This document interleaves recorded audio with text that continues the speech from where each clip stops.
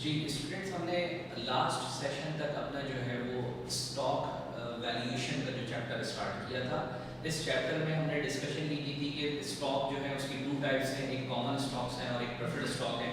तो इन दोनों स्टॉक्स की वैल्यूएशन हमने करनी थी कि इस वक्त इसके मार्केट में क्या रेट होने चाहिए कॉमन स्टॉक के और प्रेफर्ड स्टॉक के।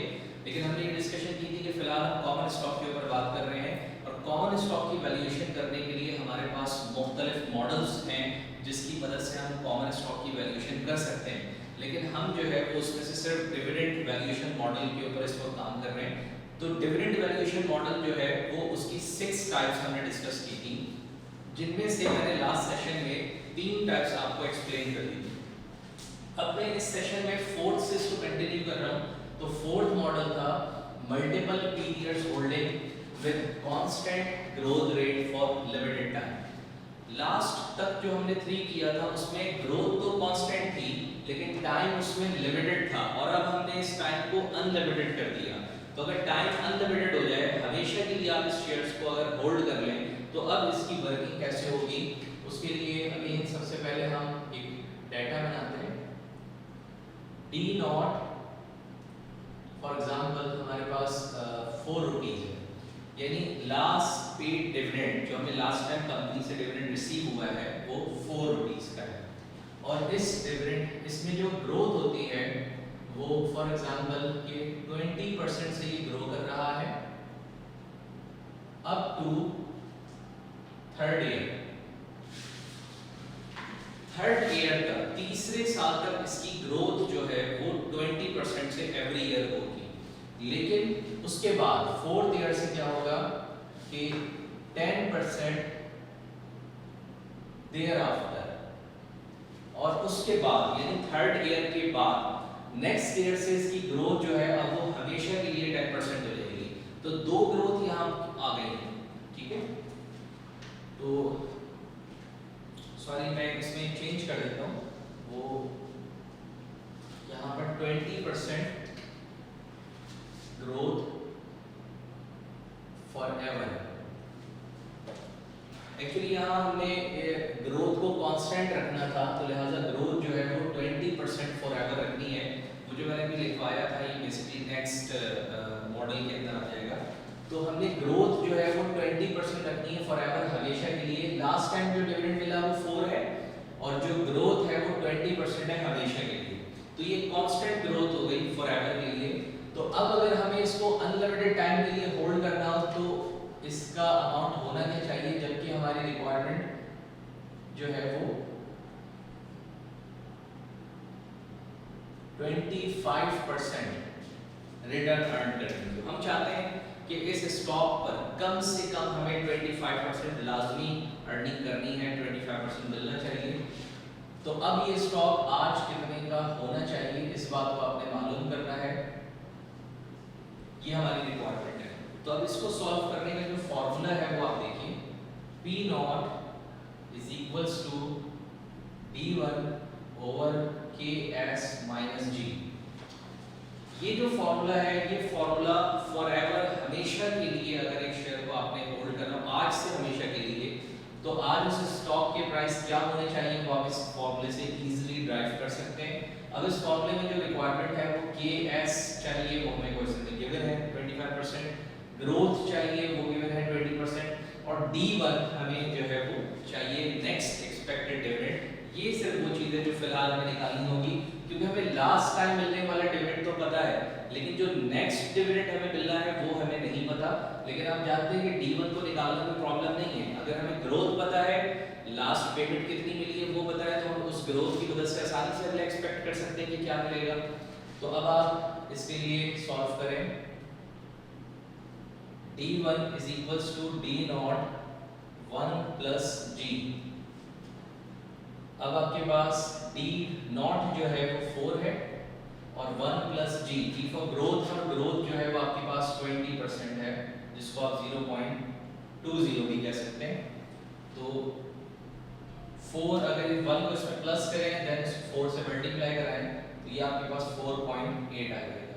ये 4.8 जो है ये आपके पास D1 आ चुका है, जो आप इस फॉर्मूला में पुट करेंगे तो 4.8 डिवाइडेड बाय के एस जो है 25% जिसको आप 0.25 कह सकते हैं, और ग्रोथ जो है वो 20% है 0.20, तो 4.8 डिवाइडेड बाय 0.05। तो अगर आप 4.8 को 0.05 के ऊपर डिवाइड कर लें तो आपके पास जो है वो इसकी वैल्यूएशन आ जाएगी 4.8 डिवाइडेड बाय 0.05। तो ये इसकी जो वैल्यू आ रही है वो आ रही है 96 रुपीस।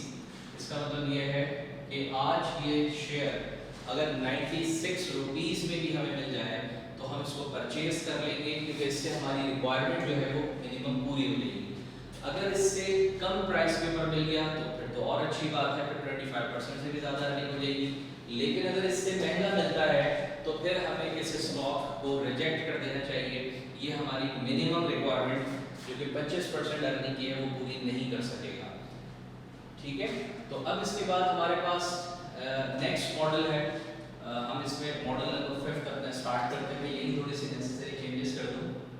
मॉडल नंबर 5 में मल्टीपल पीरियड्स होल्डिंग है विद, अब हमें यहाँ कांस्टेंट की जगह non constant growth rate use करना होगा।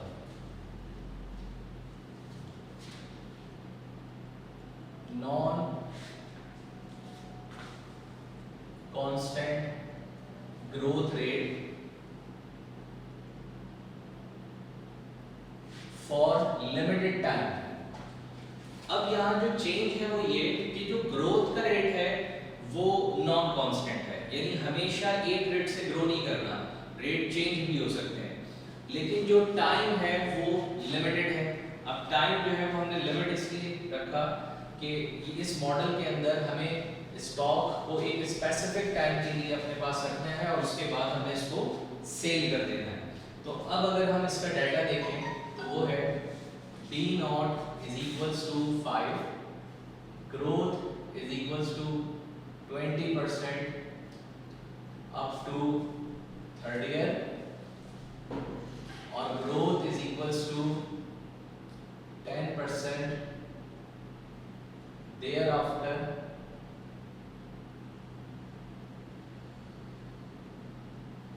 और KS जो रिक्वायरमेंट है हमारी वो 15% अर्निंग की है मिनिमम, और इसके अलावा P4 जो है वो हमारे पास फॉर एग्जांपल 40। P4 ने ये शो कर दिया कि ये लिमिटेड टाइम के लिए, क्योंकि फोर्थ ईयर बाद के प्राइस अगर हमें सवाल में दे दिए गए हैं तो इट्स मीन कि हमने इसको फोर्थ ईयर तक होल्ड करना है और उसके बाद हम इसको सेल आउट कर देंगे। तो हमने 4 ईयर तक के लिए अगर हम गौर करें तो स्टार्टिंग 3 इयर्स तक हमारे पास जो है वो ग्रोथ का जो रेट है वो 20% है, और उसके बाद से हमेशा के लिए हो जाएगा 10%। ठीक, और हमने सिर्फ 4th ईयर के लिए इसको होल्ड करना है। हमारी मिनिमम रिक्वायरमेंट इस वक्त 15% अर्निंग की है, तो लिहाजा अगर हम इसको सॉल्व करें तो अब जो फॉर्मूला बनेगा वो है D1 over 1 plus KS power 1 plus D2 divided by 1 plus KS power 2 plus D3 over 1 plus KS power 3 plus D4। अब चूंकि D4 लास्ट होगा तो इसी में हम D4 को भी प्लस करेंगे और divided by 1 plus KS power 4। तो ये फॉर्मूला इसके अंदर हम इस वक्त यूज करेंगे, और इस फॉर्मूले के लिए हमें D1, D2, D3 और D4 चाहिए। तो ये सब बहुत आसानी से कैलकुलेट हो सकते हैं। D1 निकालेंगे तो D नॉट 1 प्लस G करना होगा, D2 निकालेंगे तो D1 1 प्लस G करना होगा, और D3 अगर कैलकुलेट करें तो D2 रखकर 1 प्लस G करना होगा, और D4 निकालेंगे तो D3 रखकर 1 प्लस G करना होगा। ठीक है,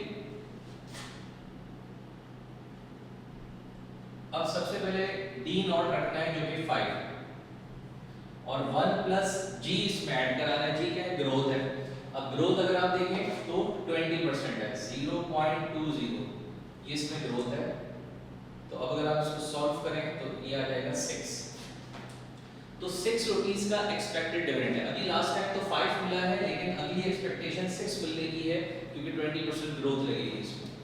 फिर अब हम 6 को रखेंगे यहाँ एज अ D1 और 1 प्लस जी ग्रोथ करेंगे, वो दोबारा 20% है, तो ये 7.2 मिलने की एक्सपेक्टेशन 2 साल बाद है। तो अब हम यहाँ एज अ D2 को 7.2 रखेंगे और 1 प्लस अगेन 0.20 करेंगे। अच्छा, ग्रोथ अभी तक 0.20 इसलिए रखी जा रही है कि ग्रोथ 3 साल तक के लिए 20% थी और ये भी थर्ड ईयर का डिविडेंड निकल रहा है, लेकिन अब फोर्थ ईयर से बात चेंज हो जाएगी। तो अब हम यहाँ इसको फर्दर अगर सॉल्व कर लें तो 7.2 को मल्टीप्लाई अगर इस ब्रैकेट से करा दें तो ये 8.64 आ रहा है। तो नेक्स्ट डिविडेंड है 8.64। अब हमें यहाँ 8.64 रखना है और 1 प्लस ग्रोथ ऐड करनी है, लेकिन अब जो ग्रोथ आएगी वो 20% नहीं होगी क्योंकि 20% तो थर्ड ईयर तक के लिए थी और अभी फोर्थ ईयर आ चुका है। अब जो ग्रोथ है वो 10% होगी, तो 0.10। तो ये आ रहा है 9.504। तो ये आपके पास जो है वो 4 एक्सपेक्टेड डिविडेंड्स आ गए। अब आप आसानी इस फॉर्मूले को सॉल्व कर सकते हैं क्योंकि D1, D2, D3, D4 हमें मिल चुके हैं। P4 क्वेश्चन में गिवन था और नीचे इन सब जगह जो KS आ रहा है उसकी भी वैल्यू हमारे पास गिवन है जो कि 15% है। तो अब हम इसमें वैल्यूज को प्लॉट करके इसको सॉल्व कर लेते हैं। D1 की जगह रखेंगे 6 डिवाइडेड बाय 1 प्लस KS की जगह 0.15। 0.15 का मतलब 15% है, हमने 100 पे डिवाइड कर दिया इसको, power 1 plus 7.2 divided by 1 plus 0.15 और पावर 2। ये सब KS है जो कि यहाँ 15% के सवाल में। फिर plus D3 8.64 divided by 1 plus 0.15 और पावर 3 एंड फाइनली 9.504 प्लस 40 क्योंकि P4 भी प्लस करना है, फिर डिवाइड करना है 1 प्लस KS जो कि 0.15 है और पावर 4। अब हम इन सबको सॉल्व कर लेते हैं। तो सबसे पहले 6 को हम डिवाइड कर देते हैं इस टर्म पे, तो ये आपके पास आ रहा है 5.217। फिर हम 7.2 को इस टर्म पे डिवाइड कर दें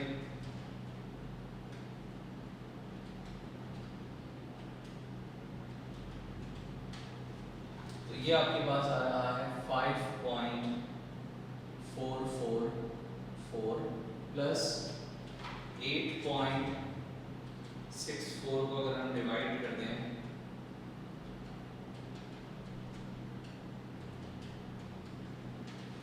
तो ये आ रहा है 5.681 एंड देन फाइनली अगर हम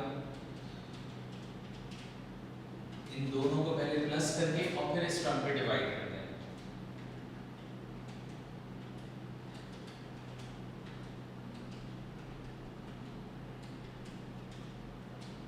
तो ये आ रहा है 28.31। अब अगर हम इन सारी वैल्यूज को प्लस करें तो हमारे पास आंसर आ जाएगा 5.681 प्लस 5.444 एंड प्लस 5.217। तो ये आ रहा है 44.66 E0।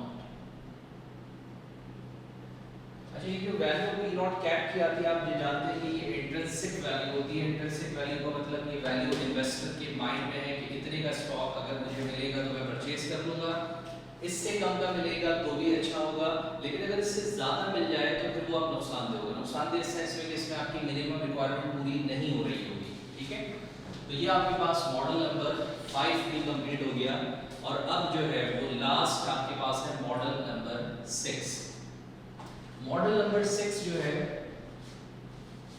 उसमें हम थोड़ा सा चेंज कर रहे हैं कि मल्टीपल पीरियड्स होल्डिंग है with non constant growth rate है, बस टाइम लिमिटेड की जगह अनलिमिटेड कर दिया जाए।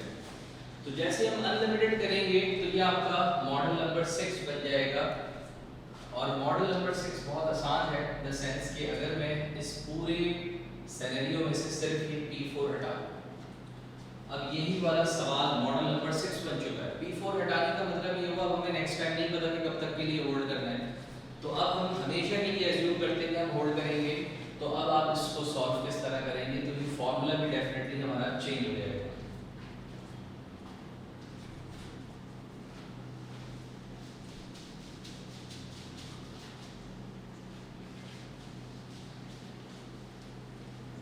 अब आप देखिए कि लास्ट रिजल्ट हमें 5 मिला है, ग्रोथ हमारी 20% थर्ड ईयर तक है, फिर फोर्थ ईयर से हमेशा के लिए 10% हो जाएगी।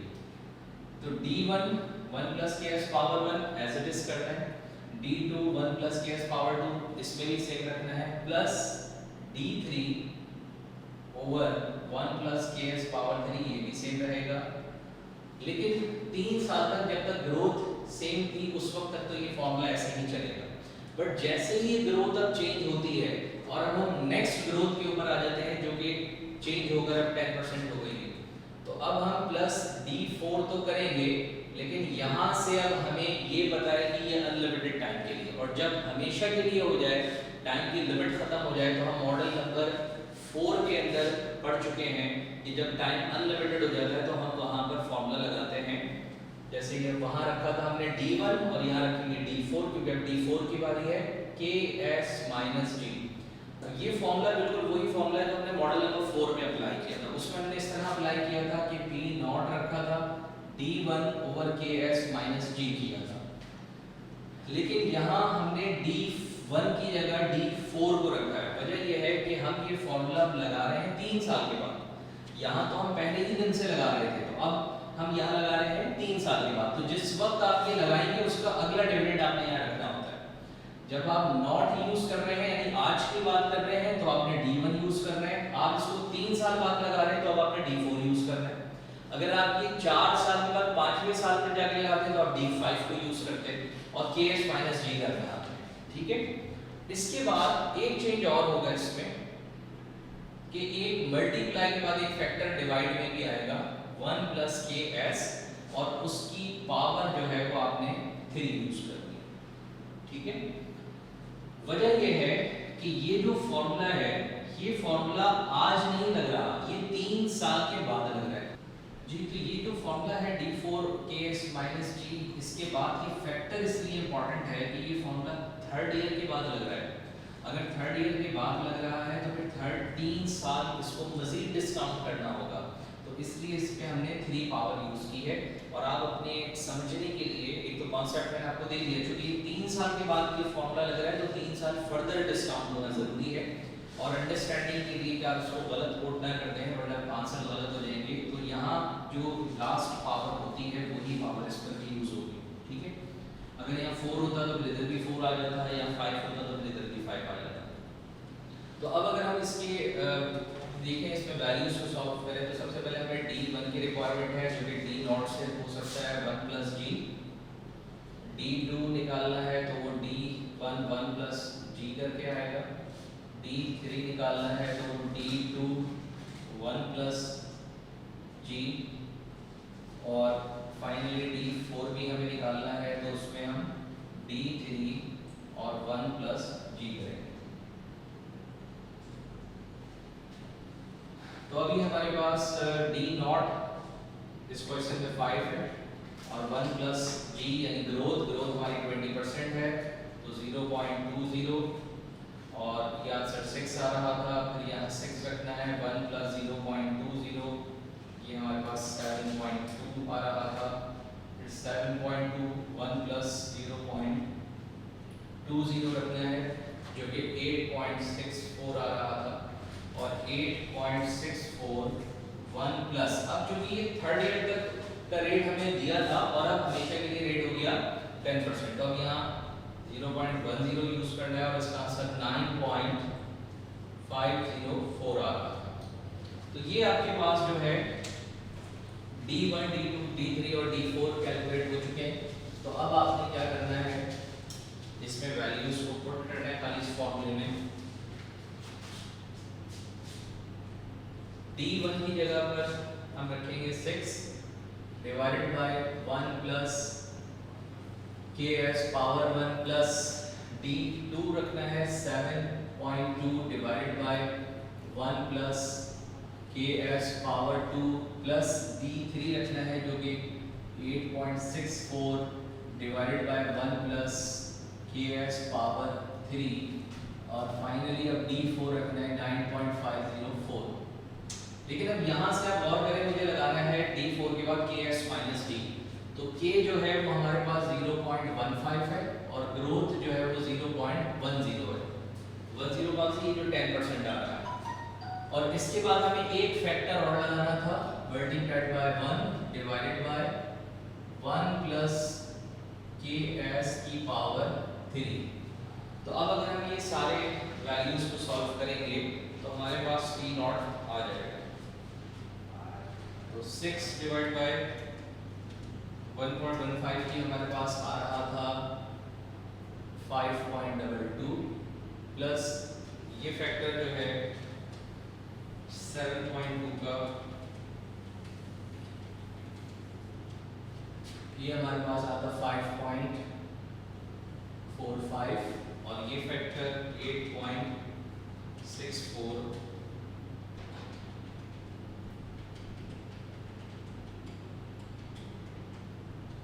ये आ रहा था 5.68 और ये फैक्टर 9.504 डिवाइडेड बाय, अब इसमें से इसको माइनस करके डिवाइड करेंगे which is 0.05, तो आ रहा है 190.08 मल्टीप्लाई, और इस फैक्टर को अगर हम सॉल्व करें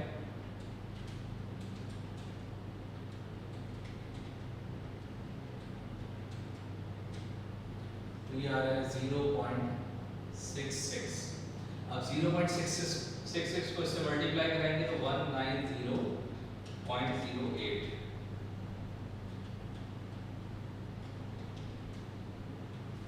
तो ये आ रहा है आपके पास 125.46, 5.68, 5.45 और 5.22, और अब ये सारे अगर हम ऐड अप कर लें तो आपके पास इसका कंप्लीट आंसर आ जाएगा।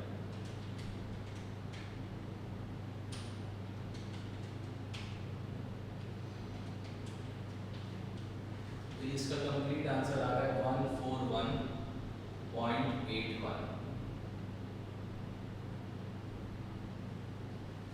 तो ये स्टॉक अगर आज आप इतने का परचेज करते हैं तो आपकी जो मिनिमम रिक्वायरमेंट है वो पूरी हो जाएगी। कैलकुलेशंस इसकी आप चेक भी कर लीजिएगा, अगर कोई कैलकुलेशन एरर आ रहा हो तो उसको आप रिमूव कर लीजिएगा, उससे करेक्ट कर लीजिएगा, ठीक है। तो फिलहाल जो इस कैलकुलेशन पर आंसर आ रहा है 141.81 आ रहा है। तो ये आपके टोटल 6 मॉडल्स थे और ये 6 के 6 मॉडल जो है वो किसके थे, कॉमन स्टॉक की वैल्यूएशन के थे। अब एक बहुत छोटा सा पार्ट है जो कि प्रेफर्ड स्टॉक के मॉडल्स को सॉल्व करना सिखाएगा। प्रेफर्ड स्टॉक में कोई डिविडेंड वैल्यूएशन के इस तरह से मॉडल्स नहीं है, तो वो बहुत ही आसान सा पार्ट है, वो मैं आपको एक्सप्लेन कर देता हूँ।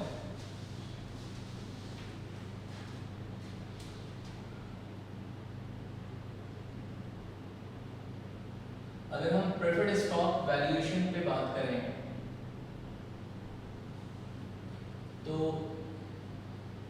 हमारे पास इसका जो रेट है, जो इसकी वैल्यू है उसको हम VPS से शो कर सकते हैं, वैल्यू ऑफ प्रेफर्ड स्टॉक, और ये कैसे कैलकुलेट होती है, DPS यानी डिविडेंड ऑन प्रेफर्ड स्टॉक और डिवाइडेड बाय KPS। KPS जो है जिस तरह वहाँ रिक्वायर्ड रेट था K से हम शो कर रहे थे, यहाँ KPS से हमें शो करना होगा जो इसका रिक्वायर्ड रेट है, ठीक। अच्छा, अगर आप इनके फॉर्मूले में देखें तो यहाँ पर ग्रोथ का कोई फैक्टर नहीं है, डिविडेंड एक ही होता है, क्योंकि ग्रोथ इसमें होती ही नहीं है। प्रेफर्ड स्टॉक की क्वालिटी ये बताएगी इसमें फिक्स डिविडेंड मिलेगा, कोई ग्रोथ नहीं होगी, जो एक डिविडेंड होगा बस वही आपने पुट करना है और उसकी कॉस्ट पे डिवाइड करना है, तो आपके पास VPS आ जाएगा। अब इसी फॉर्मूले को आप चेंज कर सकते हैं। फर्ज करें कि वो आपसे कहता है कि आप KPS कैलकुलेट करके बताएं और सवाल में आपको VPS की वैल्यू दे देता है, तो VPS इसकी जगह पर आ जाएगा और ये KPS की जगह पर चला जाएगा। तो ये अगर आप डिवाइड करेंगे तो आपके पास अब KPS सॉल्व हो जाएगा। तो VPS भी निकाला जा सकता है और KPS भी निकाला जा सकता है। जहां तक रही बात DPS की, तो DPS जो है डिविडेंड ऑन प्रेफर्ड स्टॉक, ये इस तरह आएगा कि face value of preferred stock multiplied by percentage of dividend. कभी कभी ऐसा भी होता है कि DPS नहीं दिया होता, हमें निकालना पड़ता है। उसका फॉर्मूला ये है कि face value of preferred stock, जो कि अमूमन 100 होती है। अगर इसकी 100 फेस वैल्यू है और हम इस पे कहते हैं कि हम आपको 7% का डिविडेंड देंगे, तो आप 100 का 7% निकालेंगे, 7 रुपीस आएगा और ये फिक्स हो जाएगा हमेशा के लिए, जो DPS की जगह पर रख दिया जाएगा। तो अब अगर आप इस दो फॉर्मूलों की मदद से VPS भी निकाल सकते हैं और KPS भी, लेकिन इन दोनों के लिए आपको DPS क्वेश्चन में गिवन होना जरूरी है। अगर आमतौर पे तो ये होता है, बट अगर ये नहीं हुआ तो फिर आप इस फॉर्मूले से DPS को निकाल सकते हैं। अगर ये फॉर्मूला सॉल्व करना होगा तो आपको लास्ट वीक प्रेफर्ड स्टॉक की फेस वैल्यू भी सवाल में बताई जाएगी और उस पर कितने % डिविडेंड कंपनी ऑफर करती है वो भी रिपोर्ट किया जाएगा। तो इस तरह से ये हमारा जो मुकम्मल चैप्टर है वो हमने कवर कर लिया है और स्टॉक वैल्यूएशन का भी हमारा एक बड़ा इंपॉर्टेंट चैप्टर था वो कवर हो गया है। आप इसकी भी बिल्कुल प्रैक्टिस कीजिएगा ब्रिगम की बुक से स्टॉक वैल्यूएशन के चैप्टर की, और फिर जो कन्फ्यूजन हो वो आप डेफिनेटली